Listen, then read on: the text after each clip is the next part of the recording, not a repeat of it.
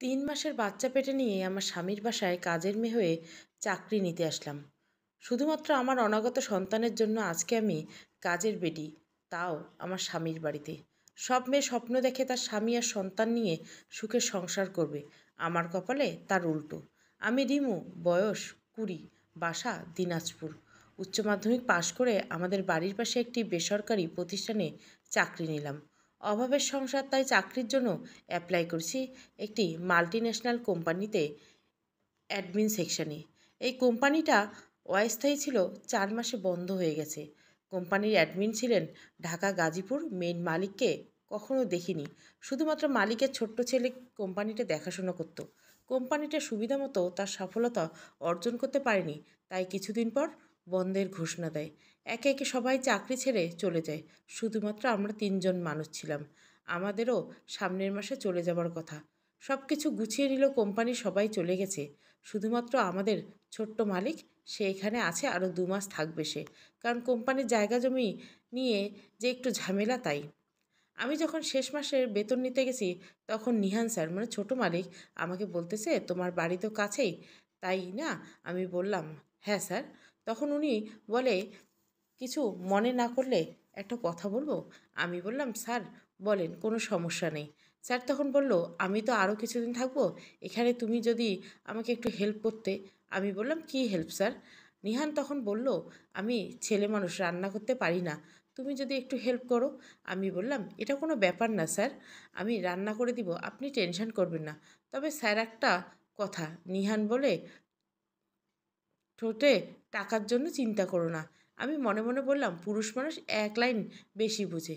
Sir টাকার কথা না, শুধু কেউ জিজ্ঞাসা করলে বলবেন আমি আগের জবটাই করি, না হয় কত মানুষ কত কি বলবে। নিহান স্যার বলল, ওকে রিমু, কেউ কিছু জানতে পারবে না। স্যারকে আমি কী কী কিনতে হবে সব লিস্ট করে দিয়ে চলে আসলাম। বিকেলে যাব রান্না করতে, আর মনে মনে ভাবতে লাগলাম, বাসায় যদি জবাব দিব, বলো তো, দিছি চাকরি নাই, তাই কেন ওখানে প্রতিদিন কেউ জিজ্ঞাসা করলে উত্তর কী দিব? বাসায় গিয়ে আম্মুকে বললাম, আম্মু এই ব্যাপারে। আম্মু বলে, না, তোর রান্নার কাজ করতে হবে না। আমি বললাম, আম্মু উনি কি খাবে? তাহলে ওনার চেহারা দেখলে মায়া হয়। প্লিজ আম্মু, তুমি না করো না, শুধু আব্বুকে বলবে আমার চাকরিটা শেষ হয়নি। অনেক রিকোয়েস্টের পর আম্মু রাজি হলো। বিকেলবেলা রান্নার জন্য গেলাম, গিয়ে দেখি নিহান স্যার খালি গায়ে রান্না করার চেষ্টা করছে। আমার আসতে একটু লেট হয়েছে, তাই আমাকে দেখে লজ্জায় লাল হয়ে চলে গেল। আমি মনে মনে ভাবলাম, বেচারার মনে হয় অনেক খিদে পেয়েছে, তাই রান্না করতে চাচ্ছে। তাড়াহুড়ো করে তরকারি রান্না করে স্যারকে ডাক দিলাম। উনি আমাকে দেখে বলে, কাল থেকে তুমি 2 সেট জামা নিয়ে আসবা, আর এইখানে রেখে যাবা। রান্না শেষ করে গোসল করে বাসায় যাবা। এই বলে আমাকে 4টা 500 টাকার নোট আমার হাতে ধরিয়ে দিল। আমি চাইনি, জোর করে আমার হাতে দিল। সারা জীবন শুনলাম পুরুষ মানুষের হাত শক্ত হয়, কিন্তু নিহান স্যারের হাত অনেক নরম। হাতে যখন ধরালো, টাকা না নিয়ে যাইতে পারলাম না। সন্ধ্যায় 3 সেট জামা কিনে আনলাম, লাল, হলুদ এবং গোলাপি কালারের। পরের দিন সকালে গিয়ে স্যারের জন্য চা দিলাম, রুটি বানালাম, কিন্তু উনি ঘুম থেকে উঠে না। ওনার জন্য অপেক্ষা করতে করতে আমারই ঘুম চলে আসলো। কখন যে ঘুমিয়ে পড়লাম, সোফায় বসে টেরই পেলাম না। কিছুক্ষণ পর ঘুম ভাঙে, তাড়াহুড়ো করে স্যারের রুমে চুপি চুপি গিয়ে দেখি উনি উপর হয়ে শুয়ে ল্যাপটপ টিপছেন। মনে মনে ভাবলাম, আমি ঘুমিয়ে গেছি দেখে হয়তো স্যার এখনও খায়নি। টেবিলে গেলাম, ওমা, দেখি নিজে নিজেই খেয়ে ওনার রুমে চলে গেছে। আমি মাথায় হাত থাবড়িয়ে বললাম, মরার ঘুম, ঘুমের জন্য আমার সব শেষ হয়ে গেল। 8টা রুটি বানালাম, 6টা আছে, এখনও তো উনি খালো কি? আমি একটা খেয়ে বাকি 5টা রেখে দিলাম, পরে যদি খায়। ভাবছি কি করব। এখন বাসায় গেলে আবার একটু পরে আসতে হবে, আর না গেলে এখানে বসে থাকতে হবে। কোনটা করব? স্যারকে কি একবার ডাক দিব? ভয়ও লজ্জা লাগা, কি করব বুঝতে পারছিলাম না। স্যারের রুমে চুপি চুপি দিতে স্যার আমার চোখে চোখ পড়ে গেল। কি লজ্জাই নে পাইছি। স্যার বলে, রিমু, আমি একটু বের হবো, তুমি খেয়ে শুয়ে থাকো, পরে রান্না করো। আমি মাথা নাড়িয়ে বললাম, হুম। স্যার চলে যাবার সময় পানি খেতে টেবিলে গেল, পানি খেলো, আর আমাকে ডাক দিয়ে বলে, রিমু, রুটি এখনও রইলো, কে খাবে এসব? আমি তো আর খাবো না, তুমি খেয়ে নাও। আমি বললাম, স্যার আমি খাবো না, কাল থেকে কম করে রুটি বানাবো। মনে মনে বললাম, এগুলো যদি তেল দিয়ে বানাতাম সবগুলো আমারই লাগতো। স্যার চলে গেল বাইরে। আমি করব বুঝতে পারছিলাম না। স্যার রুমে ঢুকে রুমের এমন অবস্থা বস্তির চেয়েও ভালো, সব কিছু এলোমেলো, কতগুলো ময়লা কাপড় খুলে রেখেছে। রুমটা একটু গোছাতে ব্যস্ত হয়ে পড়লাম।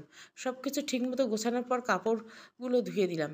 তারপর সময় যখন দুপুর, রান্নার সময় হয়নি, তাই টিভি অন করে নাটক দেখতে লাগলাম। নাটক শেষ করে টিভি অফ করে তরকারি করার জন্য গেলাম, আর স্যার চলে আসলো। সব কিছু গোছানো দেখে, তুমি এত কাজ কেন করো? আমারগুলো না করলেই আমি করি। আমি যদি রান্না পারতাম তাহলে তোমাকে দিয়ে রান্নাও করাতাম না। আমি মাথা নিচু করে তরকারি কাটছি, উনি রুমে চলে গেল। আমি রান্না শেষ করে টেবিলে খাবার দিলাম, উনি এখন খাবে, আর সেই ফাঁকে স্যার রুমে গিয়ে গোসল করে বাসায় যাব। কিন্তু এই বেড়ায় দেখি আবার চিত হয়ে শুয়ে রইল। এইদিকে আমার চাপ দিচ্ছে, স্যার সামনে কেমন ওয়াশরুমে যাব, লজ্জাও লাগছে। অনেক বুদ্ধি খাটিয়ে স্যারের সামনে গিয়ে বললাম, স্যার আজকে কি গোসল করে বাসায় যাইতে হবে নাকি এমনি যাইতে পারবো? এই কথা শুনে স্যার বলল, তুমি কি চলে যাবা? তাহলে গোসল করে যাও। এটা বলে উনি রুম ছেড়ে বাইরে আসলো। আমি গোসল করে লাল জামাটা পরে স্যারকে বললাম আমি চলে যাই। স্যার আমার দিকে তাকিয়ে বলে, জামাটা তো অনেক সুন্দর। আমি বললাম, স্যার আপনার পছন্দ হয়েছে? স্যার বলল, হুম। স্যার পছন্দ যে হতো রেড কালার, তাই বিলালে গোলাপি জামাটা পরিবর্তন করে আরেকটি ডিজাইনের রেড কালার জামা নিয়ে আসলাম। সন্ধ্যায় আবার আসলাম রান্না করতে, তখন স্যার বকা দিল। বলে, তুমি না খেয়ে কেন গেলা? আমি বললাম, স্যার বাসায় গিয়ে খেয়েছি। স্যার বলে, তুমি না খেলে আর রান্না করার দরকার নেই। মনে মনে বলতে লাগলাম, ব্যাটার দিকে রাগও আছে। ঠিক আছে স্যার, খেয়ে যাব এখন থেকে। এইবার বলেন কী খাবেন? স্যার বলল, পিৎজা। আমি মুখ ঘুরিয়ে বললাম, আমি পারি না বানাতে স্যার, অর্ডার করে দিছি, তুমি চুপচাপ বসে থাকো। আমি চুপচাপ বোবার মতো বসে রইলাম। ফোন টিপতেছি, উনি ডাক দিয়ে বলল, টাকাটা রাখো, পিৎজা আসলে টাকাটা দিবা। স্যারের ডাক শুনে তাড়াহুড়ো করে যাইতে গিয়ে ফোনটা পড়ে ডিসপ্লে গেছে গা। কিন্তু স্যার বুঝতে পারিনি।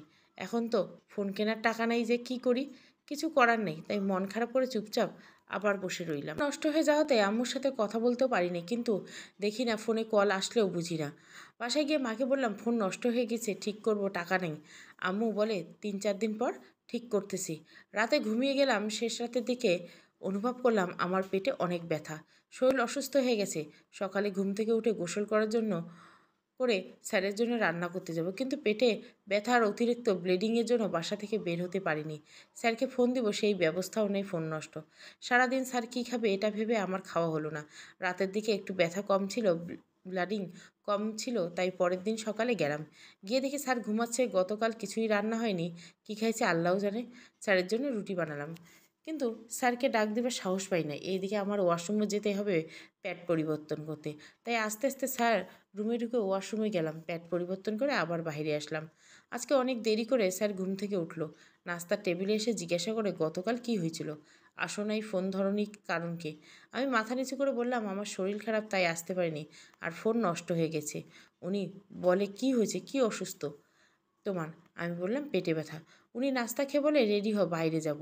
আমি বললাম, না আমি যাব না বাইরে। দিল একটা ধমক। ওনার ধমক শুনে আর না করতে পারলাম না। কিন্তু আমার তো সমস্যা, বারবার প্যাড পরিবর্তন করতে হয়। কোথায় যাবে স্যার আমাকে নিয়ে?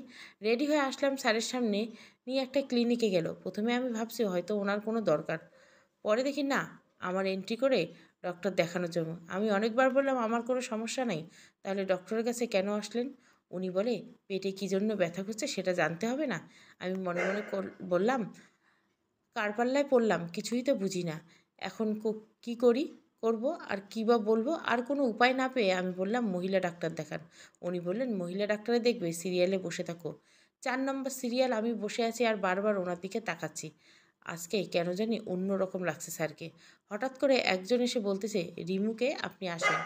আমি গেলাম, গিয়ে ডক্টরের কাছে বললাম। ডক্টর বলে, কি সমস্যা তোমার? আমি বললাম, ম্যাডাম আমার কোনো সমস্যা নেই, আমার মিন্স চলে, তাই পেটে ব্যথা, তাই আমার স্যার ডক্টর দেখাতে নিয়ে আসলো। আমি তো ওনাকে বলতে পারি না ব্যাপারটা। ডক্টর ম্যাডাম আমার কথা শুনে হেসে দিলেন, আর বলে, তোমার স্যার তোমাকে অনেক কেয়ার করে। আচ্ছা তুমি কাউন্টারে যাও, তোমার টাকা ফেরত দিবে আমি বলে দিচ্ছি। সাথে সাথে একটা কাগজ হাতে দিল আর বলল, তোমার স্যারকে বলবা এই ওষুধগুলো নিয়ে তোমাকে দিতে, এগুলোতে আয়রন ট্যাবলেট, তুমি খাইও, সমস্যা হবে না। কাউন্টার থেকে টাকা তুলে স্যারকে দেইনি, নানান কথা জিজ্ঞাসা করবে তাই।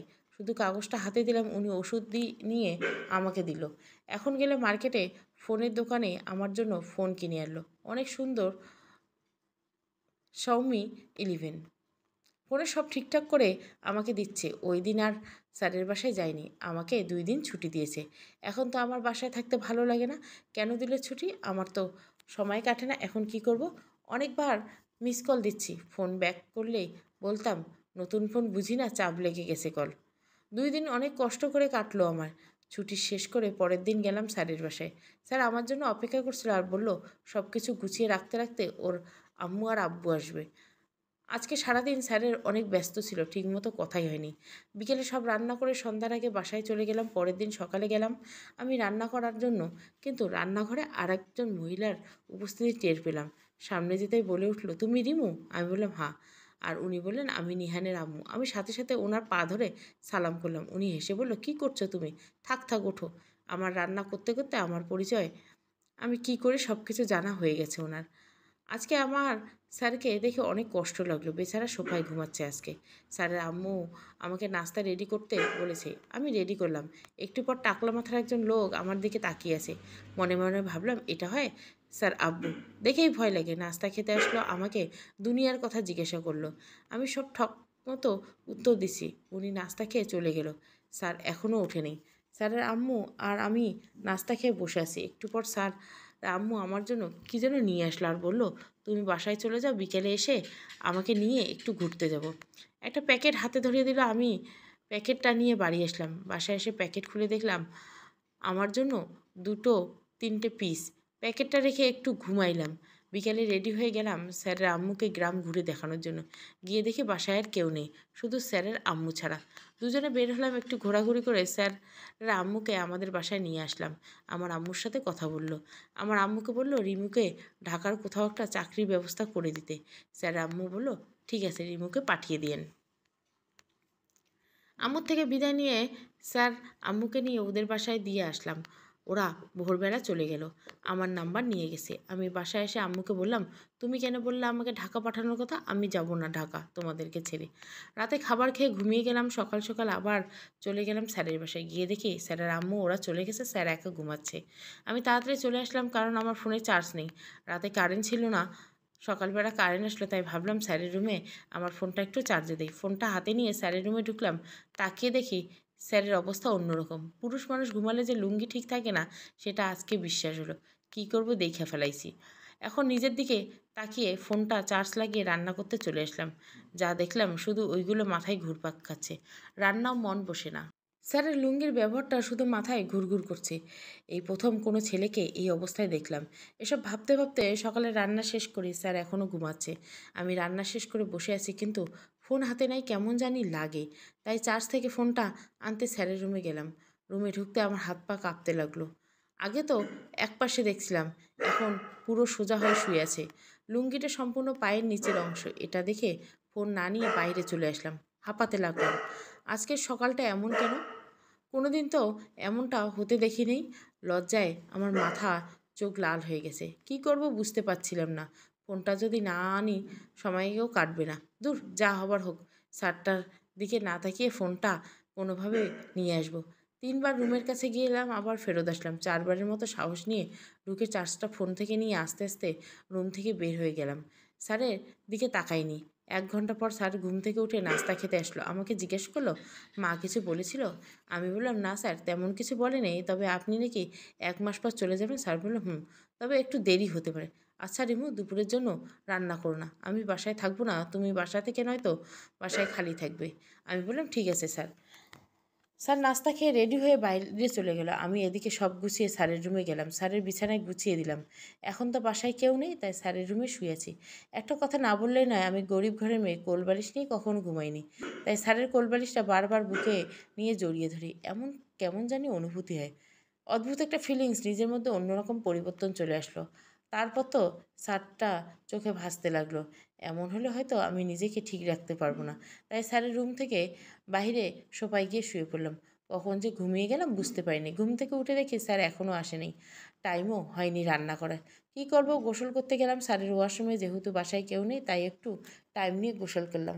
স্যারের শ্যাম্পু আজকে শেষ করে দিব। 2বার অলরেডি শ্যাম্পু করেছে, ভাবছি আরও দিব। তখনই শব্দ শুনতে পেলাম রুমে কেউ ঢুকছে। স্যার চলে আসলো ভেবে তাড়াতাড়ি গোসল শেষ করে বের হলো, কিন্তু ওড়না পাচ্ছি না। ওড়না মনে হয় বাইরে, এখনও স্যারের সামনে কেমনে যাব? জামার নিচের অংশ উপরে উঠিয়ে বুকে ঢাকলে নাভি দেখা যাবে, আর বুক না ঢাকলে স্যারের হয়তো মাথা ঘুরে যাবে। কোন দিকে যাব কিছু করার নেই, ওড়না ছাড়াই বের হলাম। বের হওয়ার সময় দেখলাম স্যার গোসল করার জন্য রেডি হয়ে আমার দিকে তাকিয়ে আছে। আমি রুম থেকে বের হয়ে রান্নার রুমে আসলাম। চুল শুকাতে একটু লেট হয়ে মনে হয়, তাই হাত পাকা দিয়ে চুলে বাতাস করতে লাগলাম। স্যার গোসল শেষ করে আমাকে বলল, দুপুরে তুমি কি খাইছো? মনে মনে বলতে লাগলাম, বেটা মানুষ এমনি, রান্না করতে না করে আবার জিজ্ঞাসা করছে খাইছি কি। স্যার খাইছি, আপনি খাইছেন? স্যার বলল, না, বাইরের খাবার আমার তেমন পছন্দ না। মনে মনে একটু রাগ হলো। আমার 2বার শ্যাম্পু করছি চুলে এই ব্যাটার জন্য, আবার গোসল করতে হবে। যাই হোক, রান্না বসিয়ে দিলাম। স্যারকে বললাম, একটু অপেক্ষা করুন, রান্না করছি। স্যার আমার দিকে তাকিয়ে আছে, কিছু বলে না, চুপচাপ ওয়াশরুমে চলে গেছে। রান্না শেষ করে স্যারকে ডাক দিলাম। স্যার আসলো। খাবার খেয়ে আমাকে বলল, তুমি কি এখানে এখন চলে যাবে? আমি বললাম, না স্যার, রাতের রান্না করে তারপর যাব। স্যার বলল, আমার শরীরটা একটু খারাপ লাগছে, তোমার যদি কোনো কাজ না থাকে তাহলে রুমে বসে টিভি দেখো, আমি শুয়ে থাকি। আমি আর টিভি নেই, ফোন টিপাটিপি নিয়ে ব্যস্ত। স্যার রুমেই শুয়ে আছেন। এই দিকে সন্ধ্যা হয়ে আসলো। রাতের রান্নার জন্য রেডি হলাম। রান্না শেষ করে স্যারের রুমে গিয়ে দেখি অপুর হয়ে শুয়ে আছে। আমি বললাম, খাবার রেডি করে রাখছি, খেয়ে নিন। এটা বলে দরজা লক করে আমি চলে গেলাম। কেন জানি আজ স্যারের কথা বেশি মনে পড়ছে। সকাল হতেই তাড়াতাড়ি চলে আসলাম। গিয়ে দেখি খাবার টেবিলে খাবারগুলো পড়ে আছে। স্যার রাতে খায়নি। স্যারের রুমে ঢোকার সাহস পাচ্ছি না। আবার জানি গতকালের ঘটনা পুনরাবৃত্তি হয়, কিন্তু রাতে কেন খেলো না এটা জানতে হবে। সাহস নিয়ে রুমে ঢুকলাম। তার চারপাশে ভালো করে তাকিয়ে দেখলাম। আজকের পরিবেশটা সুন্দর, কোনো উল্টোপাল্টা নেই, কিন্তু স্যারের গায়ে আজকে বিছানার চাদর মুড়ি দিয়ে শুয়ে আছে। আমি মনে মনে ভাবলাম, কাল যে আমি টাওয়ার দেখে ফেলেছি, এটা মনে হয় স্যার টের পাইছে, তাই আজকে চাদর মুড়ি দিয়ে শুয়ে থাকে। রুম থেকে বের হয়ে রুটি বানালাম, কিন্তু স্যার ওঠে না। আমি বারবার রুমে যাই, ডাক দিব, কিন্তু সাহস পাচ্ছি না। বাইরে সোফায় বসে আছি, হঠাৎ স্যার আমাকে ডাকতে লাগলো, কিন্তু এমনভাবে কেন? তাড়াহুড়ো করে গেলাম, গিয়ে দেখি স্যারের গায়ে অনেক জ্বর। তাই প্রথম স্যারের গায়ে আমার হাত লেগেছে। শরীরটা অনেক গরম। আমি স্যারের কপালে হাত দিতে স্যার আমার হাতের উপর হাত রাখলো। আমি আর হাত সরাতে পারলাম না। মনে মনে ভাবলাম, কী আর করা যায়, এত জ্বর, এখন আমি কি করব? স্যার হাতটা সরিয়ে আমি স্যারকে উঠানোর চেষ্টা করলাম, যাতে স্যারের মাথায় পানি দিতে পারি, কিন্তু পারলাম না। এমন একটা ব্যাটা, 6 ফিট লম্বা, তালগাছ একটা। তাই আমি তোয়াল ভিজিয়ে স্যারের শরীর মুছতে শুরু করলাম, কিন্তু মাথায় যদি কিছু ভিজিয়ে দিতে পারতাম তাহলে ভালো হতো। আমার ওড়নাটা ভিজিয়ে দিলাম আর তোয়াল দিয়ে স্যারের বুকের মুছতে লাগলাম। ঠিকমতো পাচ্ছিলাম না টি শার্টটার জন্য, তাই আমি টি শার্টটা অনেক কষ্ট করে খুলে দিয়েছি। স্যারের বুকে ঠান্ডা পানি ছোঁয়াতে উনি কেঁপে উঠল, আমার হাত শক্ত করে ধরে ফেলল। আমি হাত ছাড়ানোর চেষ্টা করলাম, কিন্তু পারিনি। স্যারের শরীরে কাঁপুনি দেখে এইবার মাথা দিয়ে ঢেকে দিয়ে আমি কাছেই বসে রইলাম। ওর আম্মুকে ফোন দিলাম, সবটা বললাম। স্যার আম্মু বলল, মা তুমি ফার্মেসি থেকে ওষুধ নিয়ে আসো। আমি ওষুধ আনতে বাইরে গেলাম। ওষুধ নিয়ে বাসায় এসে দেখি স্যার একাই মাথায় পানি দিচ্ছে। আমি সাথে সাথে স্যারের কাছে ছুটে গেলাম, পানি দিতে সাহায্য করলাম। উনি আমার গলায় হাত দিয়ে আবারও বিছানায় শুয়ে পড়ল। আমি গরম একটা রুটি স্যারের মুখের কাছে নিয়ে দিলাম, এটা খান, তারপর ওষুধ খাবেন। উনি আমার হাতে খাইনি, নিজে নিজে খেলেন। ওষুধে খেয়েছে, শুধু আমাকে বলল, তুমি রুমের বাইরে যেও না। ওষুধ খেয়ে স্যার শুয়ে পড়লা। ওনার শরীরের তাপে আমার শরীরটাও গরম হয়ে গেছে, কিন্তু পাখা ছাড়তে পারছি না, আমার গরম লাগছে। একটু কষ্ট করে নিজেকে মানিয়ে নিলাম। স্যার ঘুমিয়ে গেছে। 2বার স্যারের আম্মু কল দিছে, কী অবস্থা জানতে চাই। আমি বললাম, ওষুধ খাইছে, এখনও ঘুমাচ্ছে। স্যার আম্মু বলে, দেখি কাউকে পাঠাবো, তুমি কিন্তু বাসায় থাকো, কোথাও যেও না। আমি বললাম, ঠিক আছে। স্যার বিছানায় একপাশে শুয়ে আছে। আমার ফোন টিপতে ভালো লাগছে না, ভাবলাম একটু ঘুমাবো, তাই স্যারের পাশে একটু শুয়ে আছি। স্যার জ্বর এত বেশি যে উনি একটু পরপর এপাশ ওপাশ করছেন। আমি স্যারের জ্বর চেক করতে কপালে হাত দিলাম, আমার হাত পুড়ে যাওয়া অবস্থা। বুকে হাত দিলাম, বুকেও একই অবস্থা, অনেক জ্বর।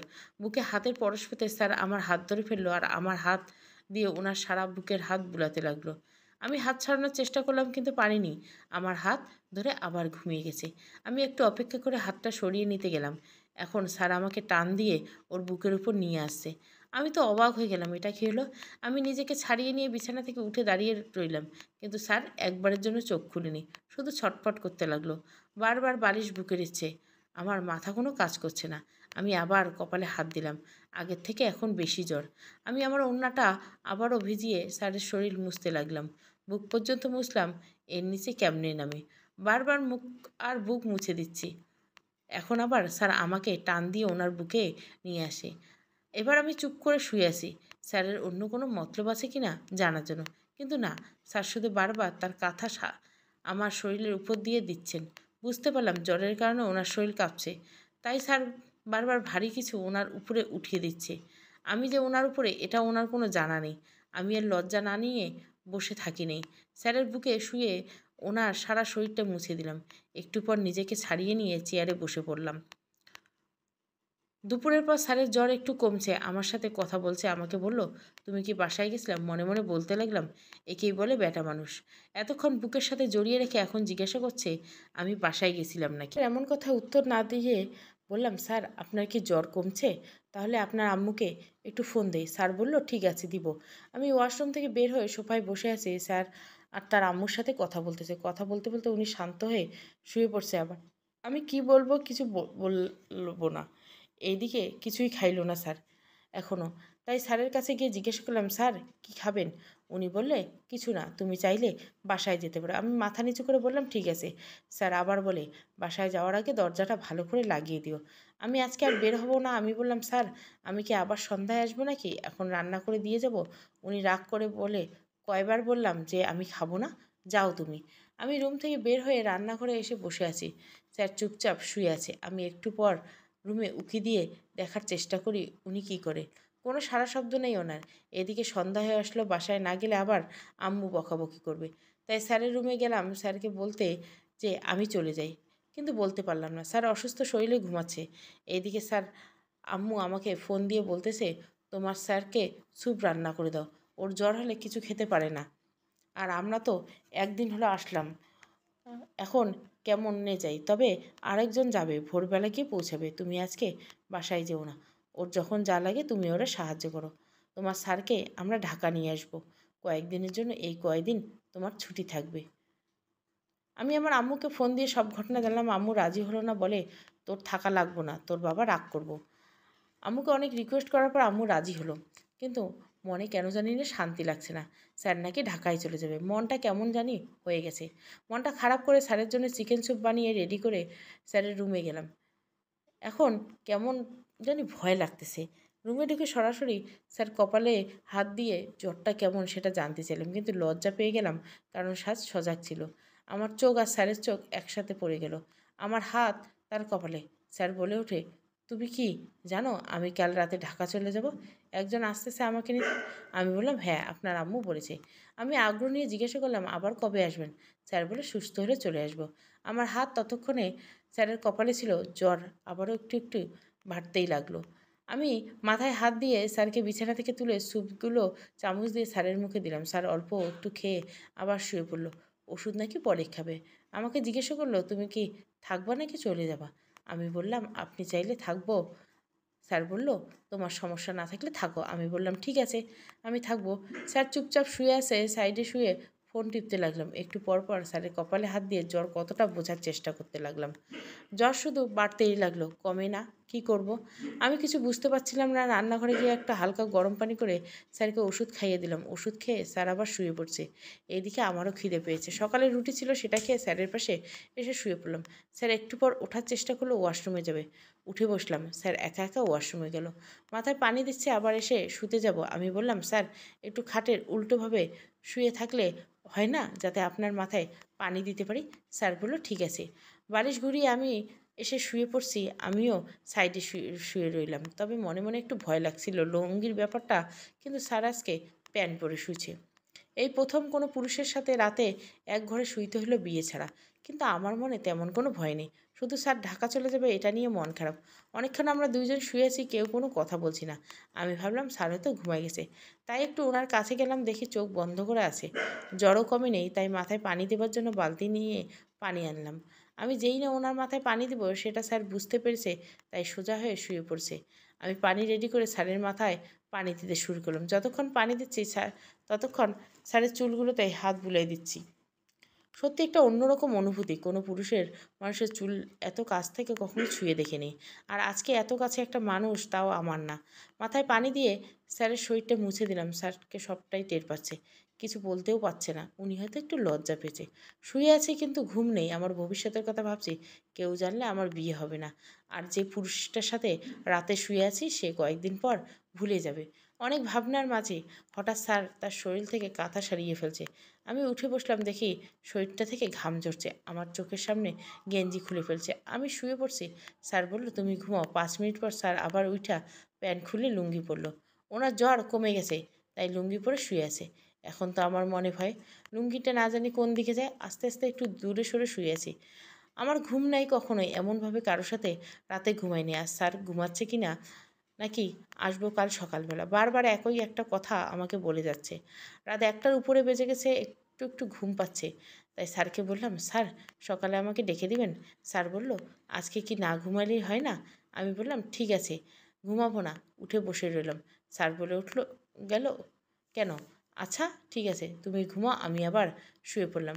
স্যার আমাকে কোলবালিশটা দিয়ে বললো, নাও তুমি ঘুমাও। আমি কোলবালিশ আমাদের মাঝে রেখে শুয়ে পড়ছি। কখনো যে ঘুমিয়ে গেছি বলতে পারি নাই। এদিকে স্যার উল্টে এসে ওনার পা কোলবালিশের উপর দিয়ে আমার পায়ের উপর দিয়ে রাখছে, হাতও কোলবালিশের উপর দিয়ে আমার নাভি পর্যন্ত দিয়ে রাখছে। আমি একবার স্যারের দিকে তাকাই, আর একবার ওর পায়ের দিকে তাকাই, ওর হাতের দিকে। ভাগ্য ভালো মাঝখানে কোলবালিশ ছিল, না হলে আজকে আমার টাওয়ারের সাথে সংঘর্ষ হতো। তবে এখন কেন জানি স্যার কোন দিকে তাকিয়ে থাকতে ইচ্ছে হচ্ছে, কেন জানি মনে হচ্ছে অন্য রকমের চিন্তা। এই মানুষটা যদি আমার হতো তাহলে সব দিক দিয়ে তাকে আজকে আদর করে দিতাম। ওর হাতটা অনেক গরম, আমি অনুভব করতে পারছি। জ্বর মনে হয় এখন আছে, তাই আমি ওনার হাত দিলাম, দেখে অনেক জ্বর। আমার হাতে ছোঁয়া পেয়ে সে আমাকে টান দিয়ে ওর বুকের কাছে নিয়ে গেছে। তবে এইবার কিছু বাকি রাখে নেই। আগেরবার তো আমার অর্ধেক বডি নিয়েছিল, এখন সম্পূর্ণ বডি ওনার উপর। আমি চুপ করে আছি। স্যারকে বাধা দিতে পারলাম না, কারণ ওনার হয়তো আবারও সে আগের মতো মনে মনে থাকবে না। ওনার খালি গায়ে পরশে আমার বারবার মাতাল করে দিচ্ছে, কিন্তু কোনো দিক দিয়ে না পেয়ে এবার স্যারকে জাগিয়ে দিলাম। বললাম, স্যার আমাকে ছাড়বেন না? স্যার আমাকে তার উপর দেখে লজ্জায় মুখ ডেকে দিয়ে বলল, সরি। আমি তবুও আমাকে নিচে নামাতে দেয় না। আমি ওনার মুখের কাপড় সরিয়ে বললাম, স্যার আপনি কি চান? এটা বলতে শক্ত করে ধরিয়ে কিস করতে লাগলো। আমার পক্ষে নিজেকে সামলাতে সম্ভব ছিল না। শুধু একটাই কথা বললাম, আপনি অসুস্থ, এমন কিছু করবেন না যাতে আপনার শরীরে আরও বেশি অসুস্থ হয়। এখন আমাকে ছাড়েন, আগে সুস্থ হয়ে যান, তারপর অন্য কিছু। এদিকে যেটার ভয় পাচ্ছিলাম সেটার সাথে বারবার সংঘর্ষ হয়ে গেছে। অসুস্থ হলে কি হবে? টাওয়ার নেটওয়ার্ক তো ঠিকই আছে। আমার রিকোয়েস্টে উনি ছাড়লেন আমাকে। আমি হাঁপাতে হাঁপাতে এক সাইডে শুয়ে পড়ছি। স্যার ঘুমাচ্ছে, আমার সারা শরীর কেমন জানি করছে। সেটা একমাত্র আমি জানি। তবে মানুষটাকে আমার করে পেতে ইচ্ছা করছে। অনেক ভাবনার মাঝে আমি ডুবে গেছি। হঠাৎ স্যার ফোনে কল আসলো। উনি কলটা রিসিভ করে তাড়াহুড়ো করে উঠে গেল। আমাকে বলে সকালে আসার কথা ছিল, কিন্তু এসেই গেছে। আমি বললাম, কে স্যার? উনি বলল, ওনার জম। আমি বুঝলাম না কিছু। স্যার বলল, বিছানা গোছাও, আমি সোফায় শুয়ে থাকি, তুমি সোফায় গিয়ে বসো, কেউ দরজা নক করে দিলে খুলে দিবা। আমি বললাম, ঠিক আছে স্যার। আমি সোফায় বসে ভাবতে লাগলাম, কে আসলো? উনি যে এত ভয় পেল। অবশেষে কে আসলো? দরজা নক দিচ্ছি। আমি গিয়ে দরজা খুললাম। তাকে দেখে একটা মেয়েটা আমার দিকে তাকিয়ে আছে। আমাকে বলে, তোমার নাম কি রিমো? আমি হাঁ করে, তোমার স্যার কই? আমি বললাম, ঘুমাচ্ছে। উনি আবার বলে, জ্বর কেমন ওনার? আমি বললাম, একটু কম। কথা বলতে বলতে রুমে চলে গেল। আমিও ওর সাথে যাব ভাবছি, কিন্তু গেলাম না। চিন্তা করতে লাগলাম, কে এই মেয়ে? স্যার তো বিয়ে করেনি। আবার সোফায় বসে রইলাম। একটু পর মেয়েটা এসে আমাকে জিজ্ঞাসা করলো, তুমি সারা রাত কই ছিলে? বললাম, এইখানে। আবার বলে, সত্যি করে বলো, তোমার স্যারের সাথে ঘুমানো হতো? আমি বললাম, কি বলেন এসব? মেয়েটা বলো, আসো আমার সাথে। আমার হাত ধরে স্যারের রুমে গেল। রুমে গিয়ে বলে, এই চুল বাঁধার ক্লিপ কার? আমি বললাম, আমার। মেয়েটা বলল, এটা এইখানে কেমনে আসলো? আর যখন আমাকে বুকে জড়িয়ে ধরেছিল তখন আমার চুলের ক্লিপটা খুলে রাখছিলাম জোরাজুরির কারণে, যাতে স্যারের গায়ে আঁচড় না লাগে। সেটা বিছানা থেকে উঠে যাওয়ার সময় নিতে ভুলে গেছি। সেটা দেখে মেয়েটা হয়তো উল্টোপাল্টা ব্যবহার শুরু করে দিছে। স্যার তখন ওই মেয়েকে ধমক দিয়ে বলে, এসব কী শুরু করছো? ও আমার সেবা করছে আর ওরে তুমি সন্দেহ করছো? একটা সহজ সরল মেয়েকে এইভাবে ধমক দেবার কারণ কি? স্যারের কথা শুনে মেয়েটা চুপ হয়ে গেছে আর স্যারকে বলতেছে, রেডি হও, বাইরে গাড়ি, আমরা এখনই বের হবো ঢাকার উদ্দেশ্যে। আমি রান্নাঘরে চলে গেলাম। আমার পিছন পিছন আবার সেই মেয়ে রান্নাঘরে গেছে। আমি রুটি বানাবো, তখন বলে, আমরা খাবো না, তোমার আর আসতে হবে না এইখানে। আমি বললাম, ঠিক আছে, আসবো না। স্যারকে বলতে বলেন।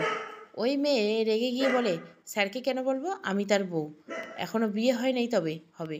আমি বললাম, দেখেন, আমি কারো গোলাম না যে কারো কথায় উঠবো আর বসবো। আপনার জামাই আর আপনার শাশুড়ি আমাকে এখানে থাকতে বলতেছে, তাই ছিলাম। আর আপনি কি মনে করছেন আমি কাজের মেয়ে? মোটেও না। আপনার জামাই আমাকে হাত জোর করে এইখানে রাখছে।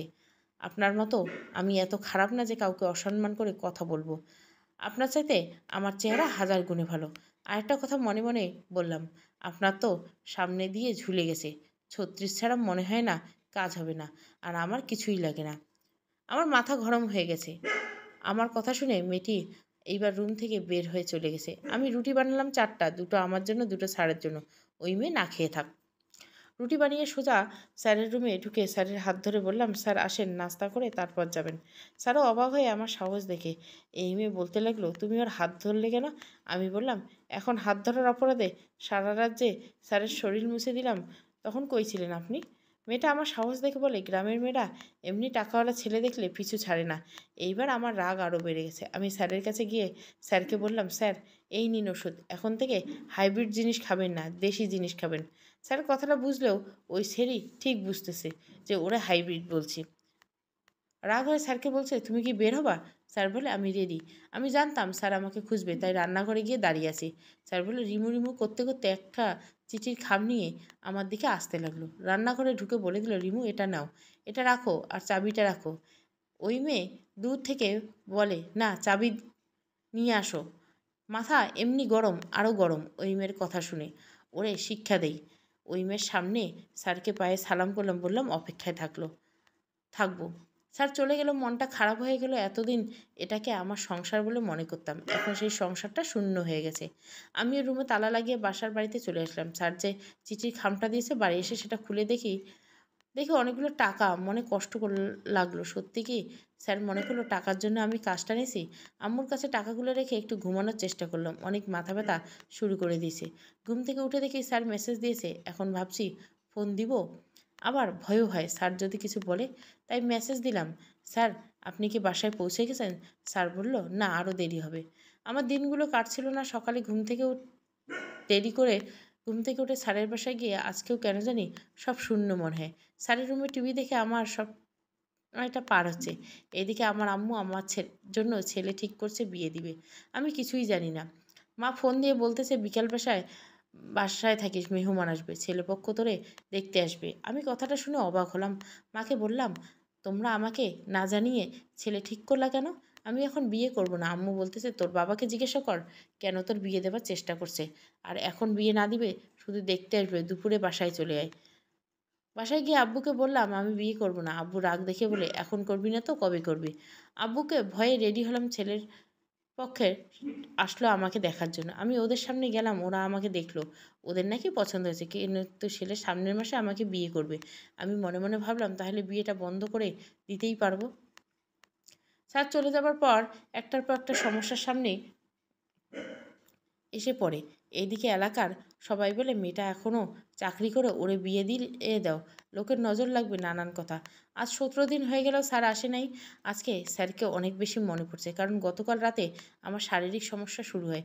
পেটে ব্যথা নিয়ে স্যারের রুমে শুয়ে আছি আর মনে মনে স্যারের সেই কথাগুলো মনে করতেছি, যে গত রাতে যখন আমার মিন্স হয়ে গেছিলো তখন ডাক্তারের কাছে নিয়ে গেছিলো। এইবার স্যার থাকলে হয়তো তাই করতো। স্যার চলে যাওয়ার পর স্যারের আম্মু 2 দিন ফোন দিয়েছিল। স্যারও ফোন দেয় রাতের বেলায় বেশিরভাগ। আজকে আমি নিজেই স্যারকে ফোন দিছি। ফোন রিসিভ করে বলে, রিমু কেমন আছো? আমি বললাম, স্যার আগের সমস্যা, আবার গত মাসে যে ডক্টরের কাছে নিয়ে গেছিলেন সেই সমস্যা। স্যার বলে, তাহলে তুমি আবার যাও ডক্টরের কাছে, আমি টাকা দেবো।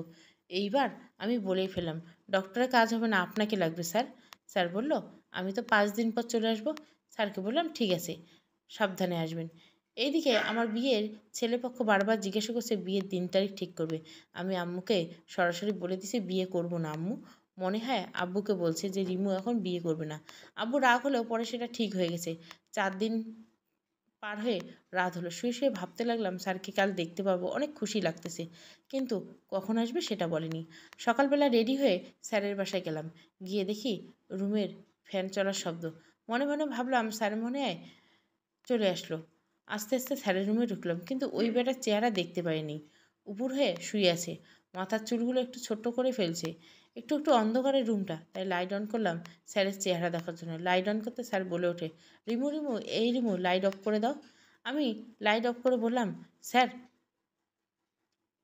অফ করে দিছি। স্যার বলে, তুমি কই যাও, থাকো একটু। আমি বললাম, স্যার আমি আছি। এটা বলে সে মাথা উঠিয়ে আমাকে টান দিয়ে ওর বুকের সাথে নিয়ে গেল। কী যে হলো কিছুই বুঝতে পারলাম না। কথা বলার সুযোগ না দিলে শুধু চুমু আর চুমু। আমি বুঝতে পারলাম আজকে আমার রক্ষা নেই, কিন্তু আমার পক্ষে সম্ভব না, কারণ আমার মেন্স ভালো হয়েছে একদিন হলো। এখন কিছু করলে বেবি হয়ে যাবে, এই চিন্তায় আমার মাথায়। তাই স্যারকে শুধু আদর করা পর্যন্ত বাকি রেখেছে, বাকি কিছু করার সুযোগ দেয়নি। স্যার অনেক জোরাজোরি করেছে, কিন্তু আমার সম্মতি পায়নি, তাই রাগ করেছে। আমাকে শুধু জিজ্ঞাসা করছে, আমি কি তোমার যোগ্য না রিমু? আমি কেমনে বুঝবো স্যার? আমার পক্ষে তো সম্ভব না। তাই মিথ্যে করে বললাম, আমার বিয়ে ঠিক হয়ে গেছে, আমি পারবো না আপনার সাথে এসব করতে। আর আপনি কি আমাকে বিয়ে করবেন, নাকি যে আপনার লগে এসব করব? এইবার স্যার সত্যি রেগে গেলো, বলে, বিয়ে করলে করতে দিবে তাই না? ঠিক আছে, তবে বিয়ে করব। এই প্রথম স্যার আমাকে তুই করে কথা বলল। স্যার বলে, রেডি হও, তোমাকে নিয়ে কাজী অফিসে যাব। আমি হেসে বললাম, বেডা মানুষের চাপা না থাকলেও ওদের মূল্য থাকে না। এখন ফ্রেশ হন, আমি রুটি বানাবো, নাস্তা খেতে আসেন। আমি চলে আসলাম নাস্তা রেডি করতে। মনে মনে ভাবলাম, বাঁচা গেল। স্যার রাগ হলেও সমস্যা নেই, কিন্তু কিছু হয়ে গেলে বেবি হয়ে যেত 100%। নাস্তা রেডি করে স্যারকে ডাকলাম। উনি বলে, আসতেছি। উনি রেডি হয়ে আসলো নাস্তা খেতে। মনে হয় কোথায় বের হবে। আমাকে বলল, তাড়াতাড়ি রেডি হও, তোমাকে নিয়ে বাইরে বের হবো। আমি বললাম, আমি যাব না, আপনি যান, আর তাড়াতাড়ি চলে আসবেন। স্যার ধমক দিয়ে বলল, রেডি হতে বললাম, যাও রেডি হও। ধমক শুনে রেডি হলাম। মনে মনে বলতে লাগলাম, বেটা মানুষকে দিতে পারলে ভালো, আর না দিতে পারলে মাথা গরম থাকে ওদের। রেডি হয়ে আসলাম। স্যার আমাকে নিয়ে দিনাজপুর কাচারি মোড় কাজী অফিসে নিয়ে আসলো। কাজী অফিস দেখে স্যারকে বললাম, স্যার আপনার কি মাথা ঠিক আছে? কি করছেন? আমি এসব রাগের মাথায় এসব বলছি। বাসায় চলেন, আর আপনাকে এসব বলতে হবে না। আপনি যা চান তাই দেব। এখন দয়া করে বাসায় চলেন। নষ্ট যদি করতে চান এমনি করেন, বিয়ে করে আমার লাইফটা নষ্ট করবেন না। স্যার আমার কোথাও কথা শুনল না, জোর করে কাজী অফিসের ভিতরে নিয়ে গেছে। স্যারের পায়ে পর্যন্ত ধরলাম, শুনল না। শেষ পর্যন্ত শর্ত দিয়ে বিয়ে করব বলছি। শর্ত হলো এই, বিয়ের কথা কেউ জানবে না। কিন্তু স্যার বলল, ঠিক আছে। আমাদের বিয়ের কাজ সম্পূর্ণ হলো। এখন স্যারকে দেখে আমার লজ্জা লাগে। দুপুরে খাবার বাড়িয়ে খাইলে আমার, তারপর বাসায় চলে আসলাম। বাসায় এসে স্যারের পায়ে সালাম করলাম। স্যার আমায় বুকে জড়িয়ে ধরে আছে, কিছু বলছে না। আমাকে নিয়ে বিছানায় শুয়ে দিল। মনে মনে ভাবতে লাগলাম, স্যারকে সকালে দেইনি তাই বিয়ে করছে, কিন্তু এখন কেমনে দিমু? স্যারের কাছে বিয়েটা না হয় পুতুল খেলা, আর যদি এখন কিছু করি তাহলে বেবি হবে, আর বেবি হলে আর আমার পুতুল খেলার ফসল হতে পারে না। কি করব কিছু বুঝতে পারছি না। এইদিকে স্যার তার জামা খুলে ফেলছে, শুধু আমার কাছে আসার বাকি। এখন স্যারকে না করলে ও শুনবে না। আমার কপালে দুঃখ আছে, এটা বুঝতে পারলাম। স্যার অলরেডি আমার বুকে চলে আসলো। আমি চোখ বন্ধ করে স্যারের পরশগুলো অনুভব করতে লাগলাম। মনে মনে সাহস, এখন সে আমার স্বামী, তাই আর বাধা দেয়নি। দুজন মিলে সুখের সাগরে ভাসাতে লাগলাম। আমার জীবনে প্রথম পুরুষ আমার স্যার, মানে আমার স্বামী। এক রাউন্ড শেষ করে আমি স্যারের বুকের উপর শুয়ে আছি। স্যার একটু ক্লান্ত হয়ে চোখ বন্ধ করে শুয়ে আছে। আমি স্যারের বুকে শুয়ে কান্না করতে লাগলাম। স্যার আমার কান্না দেখে বলে, রিমু কান্না করো কেন? আমি তো আছি। স্যারকে এখন সবটা খুলে বললাম যে আমার সমস্যা ছিল, তারপরও আপনাকে না করতে পারিনি। এখন যদি বেবি হয়ে যায় তখন কী করবো? স্যার বলে, তুমি আমাকে আগে বলনি কেন? আর তুমি কেন আমার সব টাকাটুকু নিতে গেলে?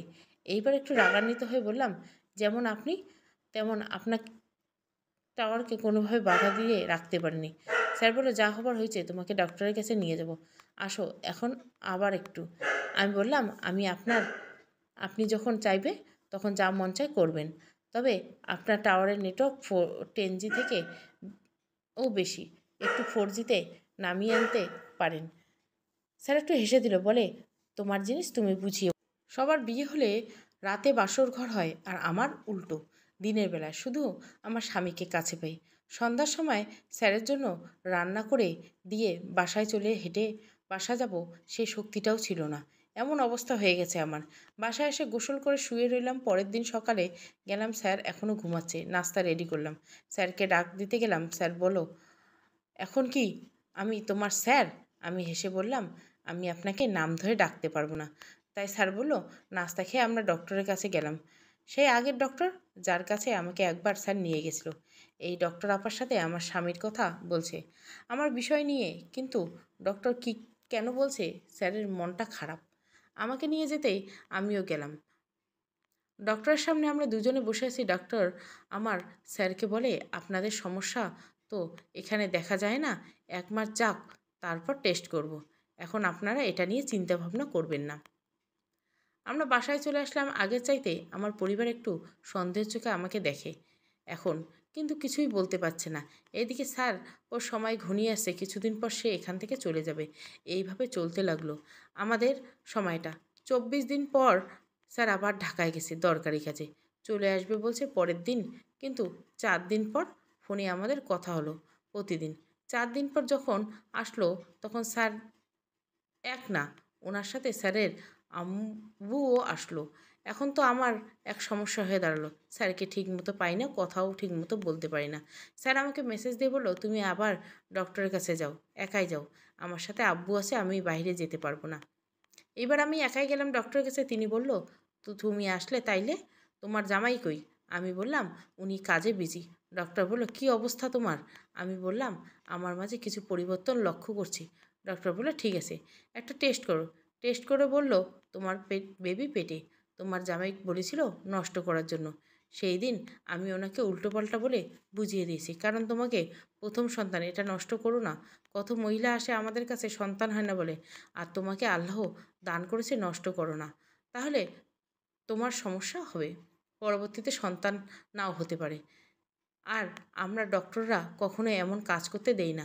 তোমার সন্তান না থাকলে তোমার জামাই তোমাকে চাইবে না। ডক্টরের কথা শুনে আমি মাথা ঘুরে গেলাম। আমি ডক্টর ম্যাডামকে বললাম, আমি যে আপনার কাছে এসেছিলাম এটা বলবেন না, আমি বাসায় গিয়ে বলবো। আগের ডক্টর ম্যাডামকে পাইনি, তাই চলে আসলাম। ম্যাডামও বললো, ঠিক আছে, সাবধানে থেকো। বাসায় এসে স্যারকে মেসেজ দিলাম যে ডক্টর পাইনি, তাই চলে আসলাম, পরে আবার তোমাকে নিয়ে যাব। এখন আর আগের মতো স্যারের বাসায় যাই না, স্যারের আব্বু আছে তাই। আজ না কাল করতে করতে 1 মাস বেশি হয়ে গেছে আমার বেবি আমার পেটে। আমার স্বামীর প্রজেক্টের কাজও শেষ দেখে কিন্তু আমার সাথে থাকতে পারি না, কারণ শ্বশুর এখনও যায়নি। স্যারের ব্যস্ততা আগের চাইতে বেশি। আমাকে ঠিকমতো ফোন দেয় না, কথা বলে না। আমি সারাক্ষণ স্যারের জন্য অপেক্ষা করি, রাতে মেসেজ করি, কিন্তু কথা বলে না। আজকে রাতে মেসেজ করেছে, স্যার নাকি 2 দিন পর যাবে। ওর আব্বুর সাথে আমাকে বলল, তুমি আবার কাল যাবা ডক্টরের কাছে। তখন আমি জবাব দিলাম, আমি সন্তান নষ্ট করব না। স্যার বলে, রিমু বলো কি এসব? আমি বললাম, কি বলতাম, দেখতে পাওনি মেসেজ? আমি নষ্ট করব না, করব না। স্যার আর কোনো জবাব দেয় না। পরের দিন রাগ করে আমিও মেসেজ করিনি, সারাদিন রুমে শুয়ে থাকি। রাত 9টার পর মেসেজ দিল, কাল 8টায় আমাদের বাসায় আসবা। আমরা 9টায় চলে যাব। ওই রাতটা আমার কান্না করেই কাটলো। স্যার বাড়িতে গেলে আমি পাগল হয়ে যাই, কখন আসবে, আর এখন তো এক্কেবারে চলে যাবে, তাও তার সন্তান আমার পেটে রেখে। সকালবেলা গেলাম, গিয়ে দেখি বাপ ছেলে রেডি। আমাকে দেখে ওর আব্বু বলল, তোমাকে কষ্ট দিলাম কয়দিন, এখন আমরা চলে যাব, তবে জায়গা আমাদের কাছে থাকবে, অন্যজন দিয়ে যাচ্ছি। তারপর একটা খাম আমার হাতে ধরিয়ে দিল। আমি দাঁড়িয়ে আছি, স্যার আমাকে কিছুই বলে না। তারা আস্তে আস্তে গাড়িতে সব জিনিসপত্র তুললো। স্যার আমার দিকে তাকিয়ে আছে, কিছু বলছে না।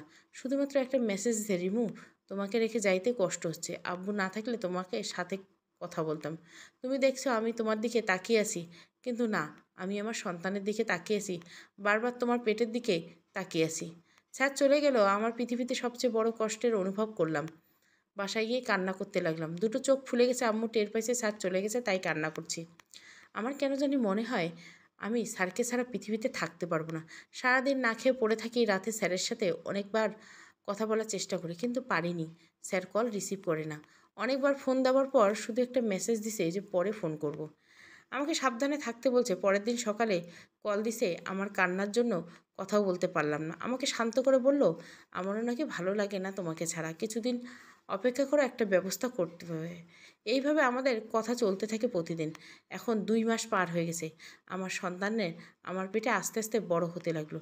আর এই বিষয়টা লুকিয়ে রাখা ঠিক হয় না। আম্মুকে বলতে হবে না, না হয় আবার সমস্যা হবে। রাতে আম্মুকে বিষয়টা বললে আম্মু রেগে গিয়ে বলল, কাল যাবি আমার সাথে হাসপাতালে, কেউ জানার আগে। আমি পড়ে গেলাম অনেক মহাবিপদে। স্যারকে কল দিয়ে বললাম। স্যারও বলল, আম্মু যা বলে তা শোনো। আমার মাথা গরম হয়ে গেল। স্যারকে বললাম, আপনি আমাকে আর ফোন দিবেন না, আমার সন্তানকে আমি দেখব। রাগ করে ফোন কেটে দিলাম। আম্মুকে বললাম, আম্মু আমি নষ্ট করব না, দয়া করে এমন কাজ করো না। আমি বাড়ি থেকে চলে যাব, অন্য কোথাও গিয়ে থাকবো, চাকরি করব, কিন্তু আম্মু আমার কথা শোনে না। স্যার আমাকে অনেকবার ফোন দিছে, আমি রাগ করে কথা বলিনি। আম্মুকেও বলে মান সম্মান কিছু রাখলো না। ঢাকার ছেলেরা এমনই হয়, জায়গায় জায়গায় বিয়ে করে তুইও সেই পাল্লায় পড়লি। মা চলে গেল আর আমি রুমে শুয়ে আছি ফোনটা চার্জ দিয়ে। সকালবেলা ঘুম থেকে উঠে দেখি আমার ফোন নেই। বাসায় চুরি হয়েছে, আমার ফোনটা চোরে নিয়ে গেছে। আমার বিপদ চারদিকে। এখন কান্না করলে এখন চোখের পানি আসে না, সব পানি আগেই কান্না করে ঝরিয়ে ফেলছে। স্যার যাবার সময় যে টাকাটা দিয়েছিল সেই টাকাটা ফোন কিনবো সিদ্ধান্ত নিলাম, কিন্তু স্যারের নাম্বার তো আমার মুখস্থ নেই। প্রথম কয়েকটা মুখস্থ আছে, কোনোভাবে স্যারের সঙ্গে যোগাযোগ করতে পারলাম না। ফোন কিনতে গেলাম দুপুরের পরে, কম দামে একটা ফোন কিনে আনলাম। সিম ওঠাতে গেছি, কিন্তু সিম আমার নামে রেজিস্টার না, সিম আমার কাকার নামে রেজিস্টার। কাকা তো এখন দেশের বাইরে। সমস্যা আরও বেড়ে গেছে। স্যারের সাথে কেমনে যোগাযোগ করব? নতুন একটা সিম আনলাম। বাসায় এসে স্যারের নাম্বারের জন্য বারবার চেষ্টা করলাম, কিন্তু সঠিক নাম্বার খুঁজে পেলাম না। আমার কপালটাই এমন, কেন সব কিছু আমার থেকে আলাদা হয়ে যায়। আম্মুর কাছে গেলাম, বললাম, আম্মু স্যার আম্মুর যখন আমাদের বাসায় আসছিল তোমাকে না নাম্বার দিছিল? মা বলে, হ্যাঁ আছে। মনে একটু শান্তি পেলাম। আমার শাশুড়ির নাম্বার নিয়ে মুখস্থ করে ফেললাম এইবার।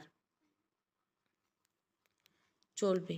রিমুর জয় প্রথম পর্ব ভালো লাগলে অবশ্যই লাইক, শেয়ার এবং সাবস্ক্রাইব করবেন। Thank you for watching.